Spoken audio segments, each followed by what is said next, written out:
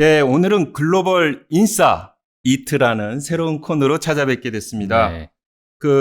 우리 기업들에게 영향을 주는 글로벌 통상 뉴스를 아주 깊이 있게 전달하는 코너인데요. 이걸 위해서 네. 정말 어렵게 모신 아주 특별한 고정 출연자분이 계십니다. 어예진 해담경제연구소 소장님 소개해드리겠습니다. 예, 직접 인사드리시죠. 네, 안녕하세요. 해담경제연구소 어예진 소장입니다. 불러주셔서 감사합니다. 네. 감사합니다. 정말 박수 한번 쳐야 될 것 같아요. 예, 고맙습니다. 예, 네. 오늘 첫 번째 글로벌 공급망 리포트 네. 주제는 뭔가요? 오늘 주제는 이제 첫 번째로 준비한 것만큼 조금 많은 분들이 잘 모르실 수 있는 그런 얘기를 가져와 봤는데, 일본의 전기차 보조금 정책입니다. 일본 정부가 지난 3월에 그 새로운 전기차 그 차등 보조금 정책으로 어떤 자국 기업에 대한 지원 사격에 나섰거든요. 근데 이제 어떻게 보면은 야, 이거는 조금 한 발 늦은 거 아니야? 이렇게 생각하실 수도 있는데, 이게 뭘 위한 보조금이지? 이런 보조금 정책이 계속 업그레이드 돼서 나오는 배경이 뭐지? 이런 부분을 조금 여러분께 설명해 드리면 좋을 것 같아서 그 부분을 준비해 왔습니다. 그러면 일본 이제 정부 차원에서 소비자들한테 주는 그런 보조금이죠? 네, 맞습니다. 예. 사실 일본도 전기차 보조금 정책은 계속 있어 왔는데 올해 좀 바뀌었거든요. 근데 주요 골자는 뭐 닛산이나 도요타 같은 네. 그런 자국 기업에게는 조금 유리하고, 우리는 조금 배가 아프지만 현대차나 뭐 비아디 같은 그런 해외 기업에게는 조금 불리하게, 그런 골자로 준비를 한 거예요. 근데 간단히 말하면 이제 보조금을 책정할 때 뭐 충전소 설치 같은 그런 새로운 평가 항목을 넣으면서 일본 내에 상대적으로 이제 충전소 설치가 어려운 이제 한국, 중국 뭐 이런 해외 전기차 기업에는 좀 불리하게 설계를 한 겁니다. 근데 왜 해외 기업은 불리해? 라고 생각하실 수도 있는데, 그렇죠. 네. 만들면 되잖아요. 만들면 되잖아요. 해주면 되는데. 근데 사실 뭐 제가 취재한 바로는 이제 우리 같은 경우에는 충전소 사업 이제 한국전력에서 하고 있는데, 일본 같은 경우에는 이제 그 환경 뭐 관련된 여러 가지 규제들이 굉장히 많아서 그런 것도 있고, 그다음에 주관하는 그곳이 소방재난청이에요.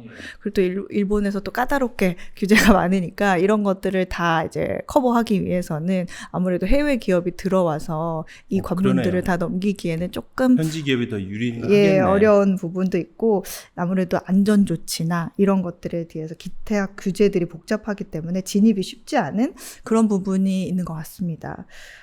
그리고 이제 자료를 보시면 지금 기업이 지금 충전 인프라를 얼마나 정비했는지, 그 다음에 뭐 애프터 서비스 체제는 얼마나 또 확보를 했는지, 그리고 정비 인력은 얼마나 육성을 했는지, 그리고 이제 재해가 발생했을 때 자동차를 활용해서 지자체하고 어떻게 협력을 했는지, 이런 걸 평가하기 시작했어요.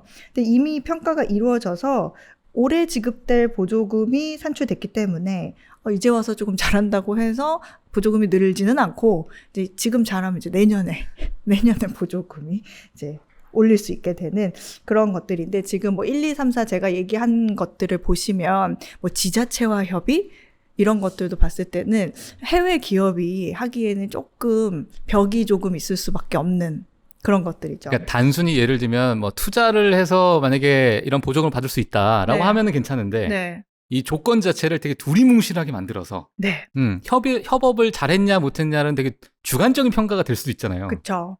이 규정을 조금만 더 구체적으로 설명을 해주면 네. 이해하기가 좀 더 편할 네. 것 같아요. 예. 네. 이제 구체적으로는 그 일본 경제산업성이 올해 보조금 지급부터 보조금 규모를 결정하는 새로운 기준을 만든 건데, 기존과 달리 차량의 성능뿐 아니라 뭐 이게 얼마나 더 효율적인 전기차인지 이런 게 아니라 일본 내 전기차 보급에 얼마나 공헌을 했는지, 그거를 이제 평가하도록 기준을 바꿨다고 보면 됩니다. 평가 항목을 살펴보면 이 차량 성능에는 한 배점이 한 40점 정도 되고, 이제 충전 인프라 정비 이것도 한 40점 정도, 그다음에 정비의 체계의 질의 확보, 그것도 40점 정도인데 정비 체계라는 것도 사실 해외 기업이 들어와서 정비소를 여기저기 차리는 것도 사실 비용의 문제가 있기 때문에 그런 부분에서 조금 더 해외 기업은 불리하고 국내 기업은 좀 유리한 부분이 될 수 있고요. 그다음에 정비 인재 육성, 이것도 말씀하신 것처럼 조금 애매하죠. 두루뭉술하죠. 그러나 정비 인재 같은 것도 정비 인재들을 그러면 해외에서 계속 파견을 해야 되잖아요. 그거 다 인건비인데 그쵸? 진짜. 그렇게 네. 생각했을 때는 또 일본 자국 기업이 조금 더 유리할 수 있는 포인트가 될 수 있고, 그다음에 사이버 보안 대응, 그다음에 뭐 라이프 사이클 전체의 지속 가능성 확보, 뭐 자동차 활용을 통한 다른 분야의 공헌, 정말 두루뭉술하죠. 네, 그런 부분들 이런 걸 다 합쳐서 200점 만점으로 평가를 합니다. 근데 일본 완성차 제조사들의 그 전기차가 이제 차량 성능 부분에서 이제 타 제조사 대비 아직은 경쟁력이 조금 부족하기 때문에 차량 성능 이외의 항목 평가 배점에 조금 집중을 했다. 이런 분석이 있어요. 이 덕분에 결과적으로 해외 전기차에 대한 보조금이 작년보다는 한 20에서 30만 원 정도 좀 줄었고요. 오히려 일본 전기차의 가격 경쟁력이 조금 더 그래서 올라가게 됐습니다. 상대적으로. 그렇습니다. 네. 평가 목록을 보니까 그냥 안 주겠다는 얘기네요. 주기 싫다 그냥. 예. 네, 그렇습니다. 일본 기업들이 조금 더 유리하게 예. 기준들이 생긴 건데, 이 기준 관련해서 이제 조금 신규 플레이어의 그 참가를 좀 저해할 우려가 있다. 뭐 그렇게 보는 일본 기사가 또 있었고요.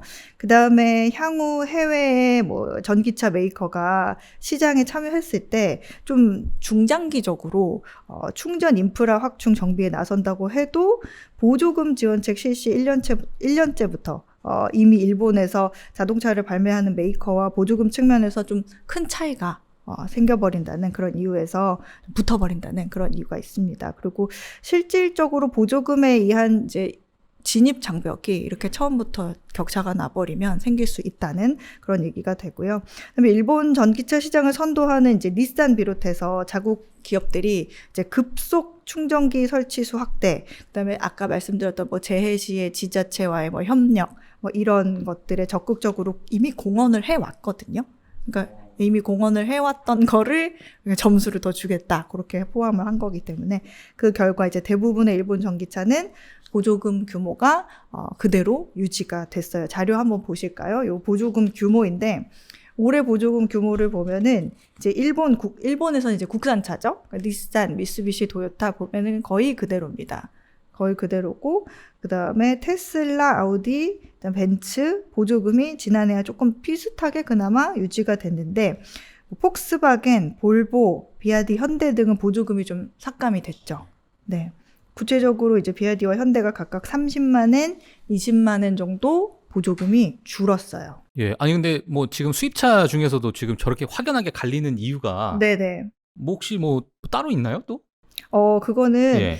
사실은 제가 분석하기에는 네. 가장 경쟁력이 있는 회사들에게 보조금을 훨씬 더 덜 가도록 하는 구조가 아닌가. 네. 네, 이런 생각이 드는데, 일본이 저렇게 보조금 정책 자체를 이번에 확 바꾼 이 배경을 또 우리가 알면 이 정책 자체를 조금 더 이해하는 데 도움이 되실 것 같은데, 일단 뭐 많은 분들이 아시겠지만 일본은 다른 선진국에 비해서 전기차 보급이 상대적으로 좀 덜 된 그런 국가예요. 전기차 보급이 더딘 이유는 다른 나라도 사실은 그렇습니다만 전기차 보급이 많이 되려면 충전소가 뒤따라줘야 돼요. 그렇죠. 제일 중요하죠. 맞아요. 네. 인프라가 있어야. 네. 맞아요. 이걸 지금 뭐 슈퍼나 식당에 아무것도 없는 동네에 그렇죠. 일회용도 아니고. 허벌판에 예. 그냥 내가 가서 산다고 이게 사라집니까? 그러니까 인프라가 있어야 되는 거거든요. 근데 특히 일본은 그 인프라가 너무 안 깔려 있어요. 네, 그래서 지금 2023년 초 기준으로 전기차 공공 충전소 숫자가 한국의 한 4분의 1 정도밖에 안 됩니다. 아이고. 이 충전소를 많이 둔 전기차 업체에 보조금을 많이 주는 식으로 전기차 그 인프라를 확충하겠다, 이런 구상으로 보입니다. 예. 아니면 보급이 안 된 이유 중에 뭐 사실 인프라도 인프라인데 뭐 그 외에 또 다른 요인 혹시 또 있을까요? 있죠. 예. 그 일본 자동차 기업이 아무래도 좀 내연 기관에 대한 고집이 있어요. 그 플로피 디스크 계속 쓰고 팩스 쓰고 맞아요. 하는 거 보면 대충 아직도 수기. 네, 손으로 적고 있어. 느낌 나오잖아요. 그러니까 아날로그에 강한 것 같아요. 예. 네. 우리 중조 할아버지가 썼으니까 나도 죽을 때까지 손으로 쓰겠다. 뭐 이런 건. 네, 맞아요. 그래서 일본 소비자들도 아직까지는 내연기관지 마음이 많이 바뀌고 있긴 하지만 예. 아직까지는 내연기관에 대한 선호도가 아직 있다는 그런 얘기가 있고, 그다음에 일본 자동차 기업 그 마쓰다의 그 모로 마사히로 CEO가 블룸버그에 뭐라고 했냐면 전기차 채택 속도가 느릴 거다. 여전히 내연기관차가 고객들로부터 강한 지지를 받고 있다. 그리고 두 번째로 하이브리드 차 있죠? 그 하이브리드 차가 또 큰 잠재력을 갖고 있다. 이렇게 말하기도 했습니다. 근데 현대적인 그 하이브리드 자동차의 시초가 또 그 도요타 맞아요. 프리우스잖아요. 그게 또 프리우스. 맞아요. 네, 네. 맞습니다. 그런 게 또 있죠. 네, 일본에는. 사실 미국에서도 처음에 프리우스를 정말 많이 모시더라고요. 그러니까 왜냐하면 너무 경쟁적으로 맞습니다. 봤을 때 돈도 많이 세이브하고 네. 네, 이런 분들도 많이 있으니까 네, 정말 많이 봤었는데 맞아요. 예. 그래서 제가 지금 이코노미스트 기사를 하나 가지고 왔는데 이 기사를 하나 보시면 일본이 어떤 배경을 가지고 있고 어떤 사연이 있고 이런 문화가 있으니까 아, 이런 전기차 보조금의 정책이 나올 수밖에 없구나 하는 걸 조금 이해하실 수 있을 것 같아서 좀 제가 막간을 이용해서 설명을 좀 드리면 이 제목을 보시면은 그 일본이 전기차 경쟁에서 지는 이유, 밀리는 이유를 분석한 기사예요. 근데 물론 이게 이제 정말 이거다라고는 아니지만 이코노미스트의 생각인 거죠. 예, 예. 네, 그렇게 생각하고 보시면 되는데 결론부터 얘기하면 일본이 전기차 경쟁에서 밀리게 된 결정적인 이유는 새로운 기술에 대한 경계심 때문이라는 거예요. 네, 어려운 말로 하면 혁신가의 딜레마라고 하는데 이게 뭐냐면 혁신가의 딜레마라는 게 업계에서 선도 기술을 보유한 기업이 이제 지속적으로 계속 혁신을 이뤄줘야 되는데 그걸 못하고 이제 새로운 기술로 무장한 후발 기업에 이제 치여가지고 밀려서 업계 그 시장 지배력을 잠식당하는 그런 현상을 말합니다.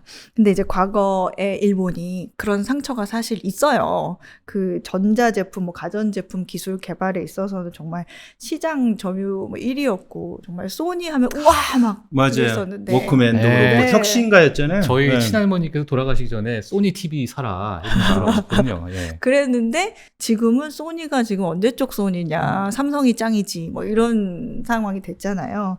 그러니까 그런 전기차에서도 일종의 그런 트라우마라고 해야 되나? 네, 그런 트라우마 때문에 전기차 산업에 뛰어드는 걸 조금 주저했을 수도 있다는 이코노미스트의 생각인 거죠. 그러니까 우리가 사실 못해서 뛰어들지 않은 게 아니야. 그냥 안 내켜서 뛰어들지 않은 거야. 그러니까 이런 느낌인 거예요. 네. 근데 일본도 전기차 보조금 앞서 말씀드렸다시피 과거에도 있었지만 뭐 중국이나 유럽, 미국에 비해서 조금 이렇게 표현하면 맞을지 모르겠지만 노력을 상대적으로 덜 하는 모습을 보여왔어요. 일본 정부가 2035년까지 모든 차량의 전기차 전환을 목표로 세웠거든요.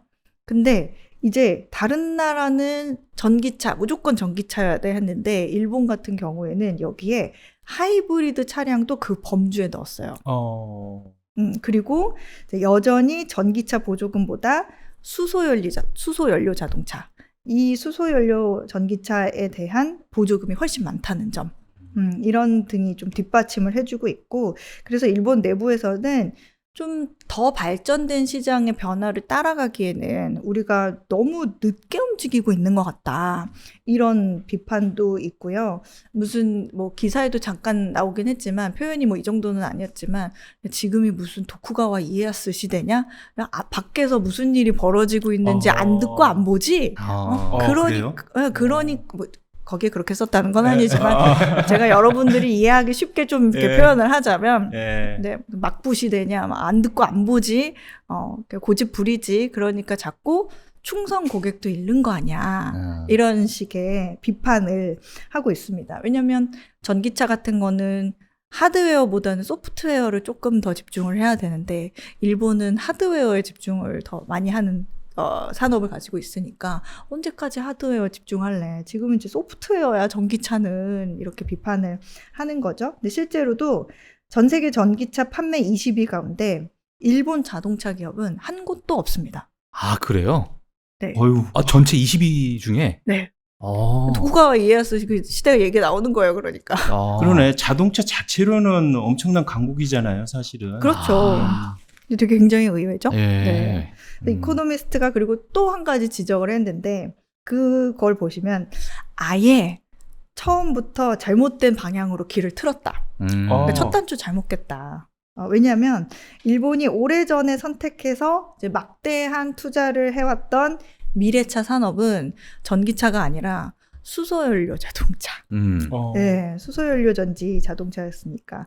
근데 그 덕분에 사실은 일본 사회에서는 어떤 수소연료 기술이 굉장히 잘 자리를 잡게 되는, 두루 자리를 잡게 되는 계기가 되기는 했지만, 자동차에서는 수소연료 전지로는 도무지 이익이 나지 않는 거예요. 예. 그러니까 일본인들이 경차를 선호를 하잖아요. 근데 그렇게 작은 경차를 제조해서 팔면 남는 게 없다는 거예요. 그리고 참고로 수소차로 이제 가장 아픈 상처를 가지고 있는 게 또 도요타인데, 도요타가 그 여전히 그 뭐라고 그랬냐면 하이브리드 차랑 수소차를 배제하기 위해서 전기차를 개발하면 안 된다. 소비자들에게 선택의 기회를 줘야 된다. 자꾸 전기차 사도록 이렇게 몰아가지 마라. 이런 식으로 또 얘기를 하고 있습니다. 맞아요. 그 도요타 창업주 네네. 그쪽 계열이죠. 네. 그 회장인가요? 그분이 네. 전기차 무지하게 싫어하는 맞아요, 발언을 맞아요. 했던 게 한때 이슈가 됐던 것 예. 같은데. 맞아요. 지금 화면 보시면 지금 화면에 나온 저분인데 지난해 10월에도 전 세계 전기차 판매가 좀 둔화되기 시작하니까 그 도요타의 아키오 도요타 회장이 사람들이 전기차에 대해서 드디어 현실을 보게 됐다. 네. 이렇게 말을 했습니다. 도요타는 전기차 전환에 있어서 좀 경쟁사보다는 뒤처졌다 이런 평가를 받는데 2030년까지 30종류의 배터리 전기차 라인업을 제공하겠다. 이렇게 밝혔거든요. 근데 이 계획은 전기차를 70종 출시하겠다 이런 폭스바겐도 있고 순수 전기차 배송 점유율을 50%로 확대하겠다 이런 BMW도 있는데 같은 기간의 목표로 비교하고 보면 조금 소극적이었다 이런 평가를 듣고요. 그다음에 도요타, 혼다, 닛산 등이 이제 일본의 3대 자동차 회사가 이제 그린피스가 꼽은 세계 10대 자동차 탈탄소 노력 지표가 있는데 거기에서 최하위를 기록했습니다. 그리고 또 일본 완성차 시장이라는 게 그 소비자의 그 자국 브랜드에 대한 또 충성심이 높다는 특징이 있어요. 맞아요. 거의 네. 좀 내수, 그래서 좀 보호주의 맞습니다. 이런 게 좀 강한. 맞습니다. 그래서 친환경차 도입 비중 역시 주요 국 대비 낮아서 해외 전기차 브랜드의 어떤 난공불락 시장으로 지금 꼽혀왔습니다. 근데 제가 현지에 있는 분들한테 이제 취재를 해서 좀 해왔는데 그 재밌는 얘기를 들었어요. 근데 지난 겨울에 너무 추워서 전기차들이 좀 피해를 많이 봤잖아요. 뭐 문이 얼어서 이렇게 시카고에서 완전히 플랫한 그 손잡이니까 안 열리고.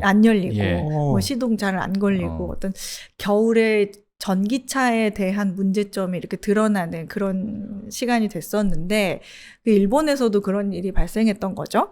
그러니까 그 일본의 전기차 고객들이 자동차 고객들이 도요타가 맞았구나. 이런 얘기를 하는 사람들이 나타났다는 거예요. 네. 그런 얘기도 자기 있었습니다. 합리화를 하네요. 약간 저도 이제 그 뉴스를 봤는데 어떤 인터뷰하는 젊은 친구가 여기 죽은 로봇들이 잔뜩 쌓여 있다. 죽은 로봇. 다 방전된 거예요. 그렇지. 전기차를. 왜냐면 이게 30% 40% 남아 있으면 이제 충전하러 가야 되는데 네. 이게 너무 추우니까 이 충전 시간이 막 4시간 5시간씩 되는 거예요. 한 차당. 그러니까 뒤에 이제 줄 서잖아요. 맞아요. 줄 서는 그 동안에 방전이 다 돼버린 거예요. 기다리다가. 예, 뭐 그런 상황도 과잉인 것 같은데. 약간 조금 제가 좀 얹었습니다. 예, 근데 뭐 그 정도로 정말 네. 좀 취약하다 날씨에. 네. 예.